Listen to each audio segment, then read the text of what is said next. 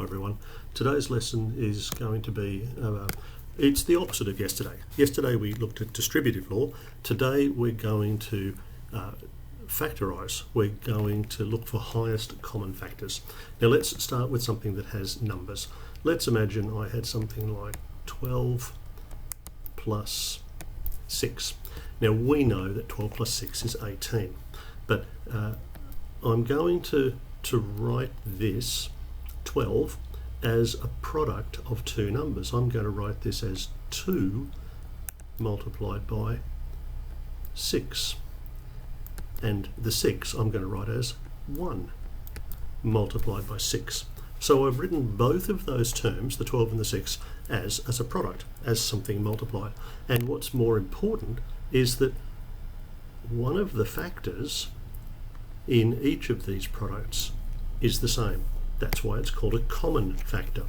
Now when we have a common factor like we do here, I can quite legitimately run the distributive law in reverse. The common factor of 6 can jump to the front of the brackets, leaving the 2 and then the plus sign and then the 1 on the inside of the brackets. Now if we did that calculation, we would do the brackets first. 2 plus 1 is 3, 6 times 3 is 18. It's the same, it has to be the same.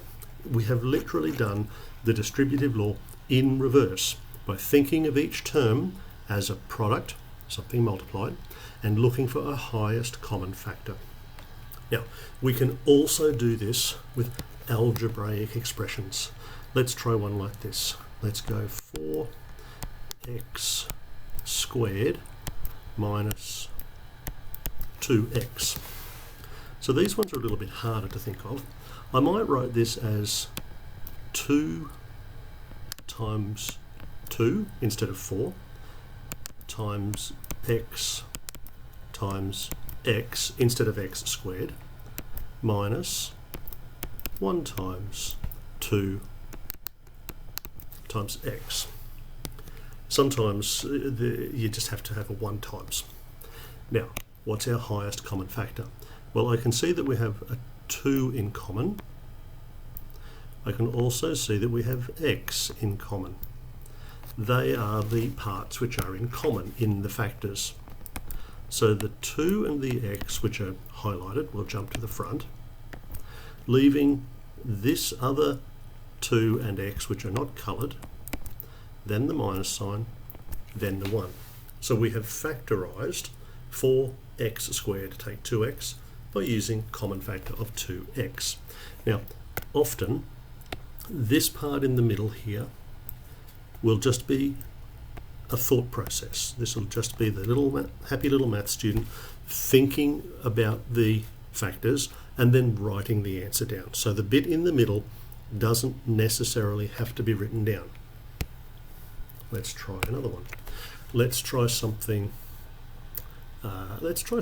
like, what if we had a multiplied by x plus 2 minus 4a squared multiplied by x plus 2. Now again, I'll write down my thinking clearly. I'll go 1 times a times x plus 2. Now the 4 doesn't seem to have anything in common with a 1, so it can probably stay as a 4. But I'll write the a squared as a times a, and then the brackets and the x plus 2. Now what have we got in common? Well, I can see there's a factor of a in the first term, and there's a factor of a in the second term. There's a binomial. Remember, the binomials are the things with two parts, and the same binomial is over there. So it seems that my common factor is a multiplied by x plus 2. Now what's left? I've got a 1 from the first term, then a subtraction sign, then I've got 4a left from the second term. So sometimes a binomial can be part of the common factor. So that's a more interesting one. And finally, let me see if I can find one more interesting type of question before we finish this one off. Okay, here, this might be a good one. What if we go x cubed minus x squared, that would work, plus 4x minus 4. I think this will be fine. Now, I can't see a common factor that belongs to all four of these terms. Yes, I can see x is a common factor in there's at least there's an x times an x squared, there's an x, but I can't see an x in this last one. Sometimes what we have to do is work on this piece by piece.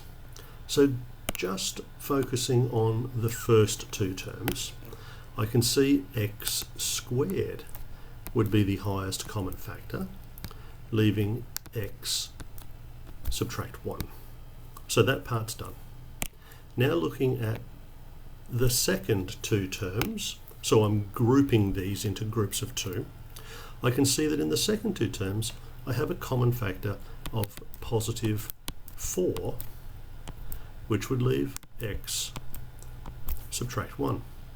Now, fortunately for us, what we've ended up with is a binomial part, the x take 1, which is itself common. So we can go one extra step. The x take 1 would then leave x squared from the first term plus 4 from the second term. And that is common factors, but repeated in groups, and then there's a second step with a common factor that was a binomial. All right, that's enough for this one. It's been common factors for factorising. Thanks for watching.